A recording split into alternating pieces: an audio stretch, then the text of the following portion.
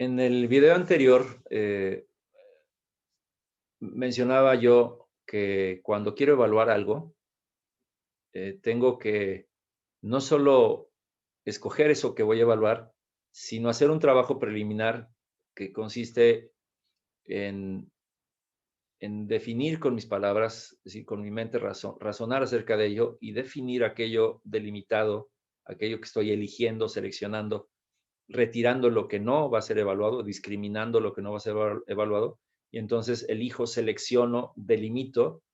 lo que va a ser evaluado, lo describo, es decir, hablo de eso que quiero evaluar, lo describo con detalle, lo caracterizo en términos de mostrar sus rasgos más fundamentales o sus componentes, sus elementos constitutivos, las partes que interactúan entre sí para que se haga esta realidad completa, la vea yo representada en esto que estoy construyendo como descripción, caracterización y delimitación del objeto que estoy o de la situación que voy a evaluar. Esto es lo que mencionaba yo en el video anterior y la intención ahora es este tema que es el referente, el modelo contra el cual observo o contrasto una realidad cuando estoy haciendo evaluación. Evaluar es comparar un objeto real contra un referente. Este referente, este elemento que estoy tomando como referente, es necesario contar con ello porque este es el modelo de evaluación. Hay muchas versiones, hay muchas maneras de hacer modelos. Eh, la intención es que hagamos uno de primera mano, un modelo más o menos accesible, sencillo, pero que sí represente aquello que queremos evaluar. ¿Cómo salen los modelos? ¿Cómo se elaboran? Eh, Voy a poner un ejemplo sencillo para que lo vean con brevedad. En la clase presencial vamos a tocarlo, o se ha tocado de manera mucho más detallada. Pero bueno, la idea básica de lo que significa hacer un modelo o crear un modelo, la veo representada con los niños que salen conmigo a una clase al jardín o al campo y les pido que en una película plástica, en una lámina de acetato o de acrílico o de vidrio, es decir, una lámina cualquiera, salgan conmigo o al jardín o al bosque y les pido que dibujen viendo al árbol, que lo calquen, que sobre el vidrio, que no piensen en lo que es un árbol desde lo que se han imaginado, sino que viendo un árbol hagan un dibujo copiando al árbol, ¿no? Un poco como calcando o copiando al árbol, trazando el contorno y algunos detalles importantes del árbol, ¿no? Que cuanto más completo, mejor, pero pues dejas que los niños lo hagan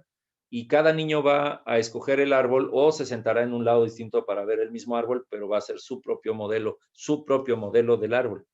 El modelo es eso que han dibujado. Eso, como diría René Magritte con la pipa, esto no es una pipa porque es una pintura, es una representación de una pipa, no es una pipa, es un modelo. Los niños están creando un modelo. Eh, ¿Para qué sirve hacer un modelo? Porque estás asimilando, es un proceso de internalización. De alguna manera el constructivismo nos habla de que construimos conocimiento y tiene que ver con que asimilamos, internalizamos, pero sobre todo hacemos un proceso de organización y de significación del organizado para, para llegar a construcciones que pueden ser modelos, leyes, principios, teorías, eh, eh, a lo mejor una comprensión sistémica o completa de la realidad integrada. Bueno, eso tiene que ver con una construcción que logramos en nosotros acerca de nuestra experiencia o de lo que observamos al aprender. Modelizar es un proceso de comprensión, pero modelizar también es una estrategia, es una artimaña, también es un artificio, no solamente es una estrategia en términos de acción, sino que se vuelve una herramienta estratégica, una herramienta no táctica como los métodos o las técnicas, o no operativa como los instrumentos o las herramientas, sino herramientas operativas, manuales, digamos, sino que es una herramienta para pensar y actuar. Ese es el sentido de los modelos, para pensar y con ello hablo de reflexionar, observar, medir, juzgar, comprender y en su momento intervenir. Un modelo puede ser como un plano arquitectónico que sirve para intervenir la realidad, primero en la parte constructiva, pero también en la parte correctiva, es decir, ya que preventiva cuando estamos haciendo el plano y después viene la construcción, correctiva cuando se revisa y se ve que algo no coincide con el plano y entonces ajustamos lo que se estaba construyendo con respecto al plano. Ese es el sentido de contar con modelos. La evaluación tiene que ver con contar con un referente que nos permita hacer contrastes, como este ejercicio de recorrer la construcción con un plano y verificar que lo que se esperaba que sucediera esté. Y si no es así, se interviene, se ajusta. Hay tres momentos básicos. Uno es al inicio, cuando haces diagnósticos, antes de hacer el plano completo, cuando los niños están haciendo su trazo. Cuando es más acabado el modelo es cuando los niños compararon el trazo de los árboles y entre todos hicieron un árbol como más completo, porque le pusieron los detalles que alguien no había visto en su propio modelo y van integrando por el ejercicio de pares, del diálogo y de la comprensión de la revisión, la visión de los distintos compañeros, uno puede terminar de armar un mejor modelo, pero también usar un modelo, hay gente experta, científica, que ha estudiado los árboles con mucho más detenimiento que nosotros, con más método, con más técnicas, también con más referentes teóricos, y entonces puede ser que si revisamos tanto lecturas como documentales de árboles, como diagramas que muestran a los árboles por dentro y por fuera, que los nombran por sus partes, etcétera. Estos referentes teóricos le permiten al niño que está haciendo su modelo de árbol compararlo y llegar a integrar una idea más acabada, más completa y en dado caso con un conocimiento más válido y más provechoso en su momento con respecto a lo que un árbol es. Y este modelo entonces ya se construyó con la experiencia directa, con la experiencia comparada entre pares y retroalimentada por pares, quizás con la mediación de un experto, el profesor con un saber más avanzado en temas de biología, pues está trabajando este ejercicio y él tiene estos elementos que él tiene con sus propios estudios, pero también remite a fuentes teóricas. Podría ser que no solo hay teoría científica, sino que también hay una academia, hay una organización, una sociedad de científicos que además determinan con autoridad qué sí es árbol y qué no es árbol, ¿no? Qué es mata o hierba o arbusto y qué sí es árbol, no importando a lo mejor el tamaño, cuando un árbol es árbol y cuando sí es. Y eso no solo es por la ciencia, sino porque a lo mejor hay una convención, un convencionalismo que establece de alguna manera normativas, ¿no? Es decir, cuando hablamos de edades, entre niño, adolescente, joven, pues ¿cuándo es el corte? Bueno, la comunidad no puede ponerse de acuerdo, pero se establecen ciertos axiomas o dogmas, digamos,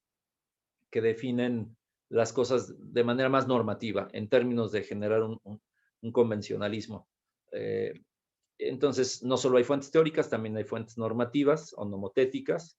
y con eso vamos construyendo un modelo mucho más completo, complejo, enriquecido, mucho más realista, más objetivo y válido y útil, porque terminará sirviendo no solo para comprender, sino en su momento para intervenir, por ejemplo, en riego, por ejemplo, en plagas, y por ejemplo, en cualquier tipo de cuidado o uso y aprovechamiento de ese árbol. En la medida que más comprendemos, pues mejor es nuestra intervención. Ese es el sentido de los modelos. En el caso de la institución educativa, ya puse el ejemplo del árbol y el plano, pero pensando en la institución educativa, para ilustrarlo un poco, podría decir que necesito construir un modelo también de la institución educativa para después evaluar a la institución educativa. Toda la institución con cada una de sus partes o alguna de sus partes. Pero bueno, la evaluación institucional es o integral o en alguno de sus componentes. ¿Cómo hago un modelo de la institución educativa? La idea más básica, la cuestión, la manera de abordar esto de una manera más práctica y accesible o sencilla es quizás en mapas mentales, hacer un diagrama, un organizador gráfico de tipo radial, un mapa mental que empieza con un círculo al centro y se ramifica en círculos un poco más pequeños, los cuales cada uno de ellos se ramifica en círculos aún más pequeños. Es decir, un diagrama radial. Pongo en el centro la institución educativa y luego la subdivido en componentes básicos, en los grandes componentes de la institución educativa. Por un lado, pongo lo que puede llamarse institución y por el otro puedo poner lo que es eminentemente educativo o académico. Entonces, en principio separo lo institucional de lo académico o de lo educativo. Después lo institucional lo subdivide, ese es el segundo nivel de lectura. El tercer nivel de lectura tendría que ver con describir, por ejemplo, de lo que dije como institución, como un separado de nuestra institución educativa con su nombre, lo dividimos en institución y el tema educativo, académico, y luego tomo lo institucional y lo subdivido y hago otros círculos en otro nivel, hago otros círculos más pequeños que se refieren a aquello de lo que se compone lo institucional, que podría ser lo organizativo, lo organizacional, donde quizás tengamos el tema de lo administrativo, pero también del acoplamiento y funcionamiento de los procesos, es decir, la parte de gestión, no solo administrativa, sino de procesos y de articulación entre las partes y de conexión con el exterior, digamos, esta gestión. La parte netamente institucional, que es la simbólica, la de los ritos, las ceremonias, los símbolos, la filosofía, la ideología que está en juego, su papel ante la sociedad, su ciudadanía corporativa, es decir, esta parte que no solamente se queda en la mera organización, sino que le da un estatus verdadero de institución. Y podría ser un tercer elemento que se refiere a la comunidad educativa, como el colectivo, ustedes definirán de qué tamaño es el colectivo, si solo incluye a los empleados o también incluye a alumnos y también incluye a padres de familia y a otros actores, ¿no? Es decir, ustedes dirán nuestra comunidad educativa y esa comunidad educativa deberá vivir de esta manera, convivir de esta manera. Entonces, esa parte es una parte fundamental de nuestra institución. Y por el otro lado, en lo educativo, podremos subdividir, podría ser, por ejemplo, en los tipos de programas, el programa formativo académico curricular, el programa formativo humano integral, que podría incluir temas propios de la socioafectividad, el desarrollo humano y relacional. Podría tomarse elementos como la educación física y la salud integral, la corporeidad, el cuidado total, integral del cuerpo. Digamos, en el desarrollo humano estaría la parte también de salud mental o salud socioafectiva, pero también de bienestar y de convivencia y de madurez personal. También en la expresión artística o la sensibilidad artística, como distintas variantes del proceso del desarrollo de la persona en distintas dimensiones. Y un tercer programa puede ser el programa de desarrollo espiritual, que es más trascendente o más profundo que lo que significa el desarrollo humano en sí mismo, que te da vínculo y conexión con lo más amplio y trascendente, ¿no? Con un sentido de unidad y un sentido de vida, pues, definitivo, que moviliza todo lo demás. Entonces, ese podría ser un programa adicional. Pueden pensarse ahí también cuestiones como el desarrollo educativo, no solamente la educación, sino las labores del desarrollo de lo educativo, desarrollo de maestros, desarrollo de planes y programas, desarrollo de materiales. Entonces, toda la parte que pudiera ser el desarrollo de lo educativo. También puede ser la conducción o la dirección o la supervisión del proceso educativo, lo que tendría que ver con la función de los líderes con respecto a lo educativo. Entonces, este lado puede desglosarse y vamos teniendo una representación gráfica de aquello que estamos queriendo evaluar. No solo habría que tener la representación gráfica, por eso es la verbal, yo tendría después, ya que terminé esta gráfica, tendría que escribir un poco en términos generales a qué me refiero cuando hablo de esta institución en particular, a qué me refiero con los dos círculos que estaban enseguida, que era la institución y lo educativo, es decir, de expresarlo con mis conceptos y finalmente expresar y describir un poco los últimos círculos, los que están en el tercer nivel, ¿no? Primer nivel el círculo central y tercer nivel los de mayor detalle. Ya que los describí, ya que hablé de ellos, ahora sí tengo una comprensión estructurada, sistémica de la institución. Esto que acabo de hacer es como el niño que hizo el trazo sobre la institución. No todo es observable, puedo hablar de ello y ustedes podrán hablar de ello porque ya tienen una experiencia con las instituciones educativas, pero también a lo mejor enriquecería lo que acabo de hacer con cómo lo percibe la Confederación de Escuelas Particulares o cómo lo percibe FIMPES o cómo lo percibe la NUYES en términos de nomotético, autoridad o convención, convencionalismo,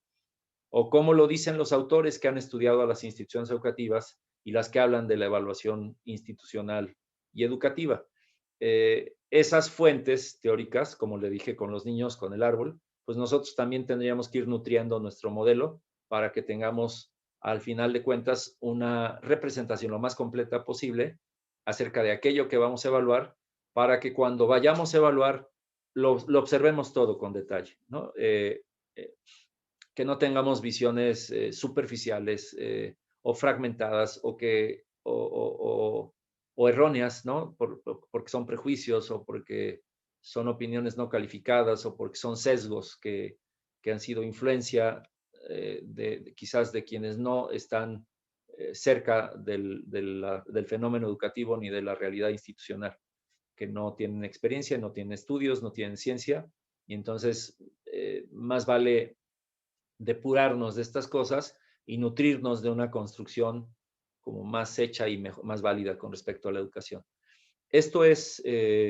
pues un reforzador y también un activador de lo que tiene que ver con el trabajo con modelos educativos. Insisto, trabajen de lo más básico y lo pueden ir enriqueciendo, como el ejemplo de los niños, lo pueden ir enriqueciendo en la medida que lo van alimentando o de vueltas al árbol, vueltas a la institución para recoger más